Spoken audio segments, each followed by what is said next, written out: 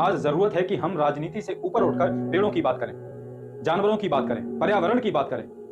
क्योंकि अगर आज हम चुप रह गए तो आने वाली पीढ़ियां पेड़ों की छांव, जानवरों की आवाज और ताजी हवा सिर्फ किताबों में पढ़ेंगी।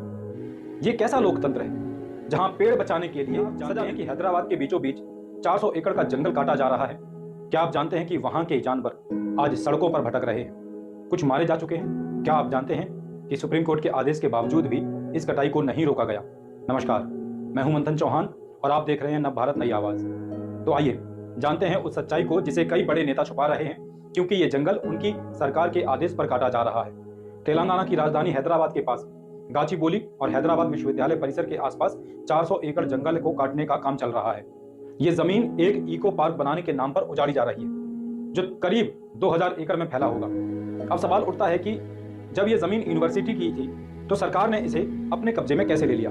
जब सुप्रीम कोर्ट ने स्पष्ट रूप से पेड़ों की कटाई पर स्टे दे दिया था, तो फिर सरकार ने पेड़ों को काटने की हिम्मत कैसे की? इस प्रोजेक्ट के खिलाफ हैदराबाद यूनिवर्सिटी के छात्र, स्थानीय लोग लगातार विरोध कर रहे हैं। उनका कहना है कि सरकार वन जीवों का घर उजाड़ रही है और ये वन परियोजना नहीं, प्रकृति का विनाश है। इन जंगलों में कई तरह के जानवर रहते हैं, हिरन, जंगली सुअर, पक्षी, सांप, तेंदुए तक।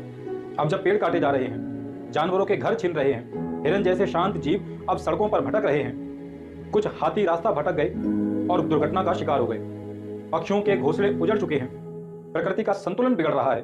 और अगर यही चलता रहा तो शहरों में जानवरों का डर और जंगल में जीवन की मौत तय है। लोग इस आंदोलन को चिपको आंदोलन 2.0 कह रहे हैं। अब सवाल उठता है, क्या था चिपको आंदोलन? साथियों, 1973 में उत्तराखंड, तब ये उत्तर प्रदेश का ही एक हिस्सा था। उस समय उत्तराखंड के ग्रामीणों ने जब वनों की कटाई का विरोध किया तो उन्होंने पेड़ों से चिपक कर खुद को बलिदान के लिए तैयार कर दिया। और इसका नेतृत्व किया था सुंदरलाल बहुगुणा और गौरा देवी जैसे लोगों ने। उनका नारा था, पेड़ नहीं कटने देंगे। आज ठीक वही भावना हैदराबाद में भी देखी जा रही है। छात्रों ने पेड़ों से लिपट कर विरोध किया, लेकिन बदले में उन्हें पीटा गया, गिरफ्तार किया गया, धमकाया गया। ये कैसा लोकतंत्र है जहां पेड़ बचाने के लिए सजा मिलती है? साथियों, सबसे बड़ा सवाल है, जब ये सब हो रहा था तो देश की सबसे बड़ी विपक्षी पार्टी कांग्रेस के नेता चुप क्यों हैं? अगर यही कार्य किसी बीजेपी शासित राज्य में हो रहा होता तो कांग्रेस के बड़े बड़े नेता ट्वीट पर ट्वीट करते दिखते हैं, धरने पर बैठते हैं, बयानबाजी करते हैं, विकास के नाम पर पर्यावरण की हत्या नहीं होगी। लेकिन अब जब तेलंगाना में कांग्रेस की सरकार है तो ये सब चुप हैं। क्या सत्ता में आने से संवेदनाएं भी बदल जाती? क्या अब पेड़ काटना ठीक हो गया क्योंकि करने वाले अपने हैं?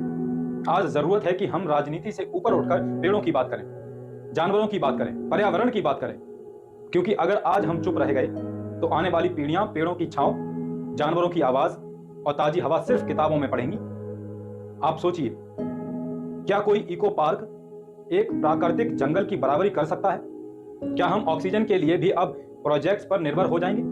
पेड़ सिर्फ लकड़ी नहीं होते, पेड़ जीवन है, छाया है, हवा है, घर है। न सिर्फ हमारे लिए बल्कि उन हजारों जानवरों के लिए आज फिर से एक चिपको आंदोलन की जरूरत है। एक आवाज, एक मुहिम, एक चेतावनी। अगर आपको इस अन्याय के खिलाफ बोलना है तो इस वीडियो को शेयर कीजिए, सरकार को जवाब दीजिए, प्रकृति के पक्ष में खड़े होइए, क्योंकि जंगल बचेगा तभी जीवन बचेगा। जय हिंद, जय भारत, जय श्री राम।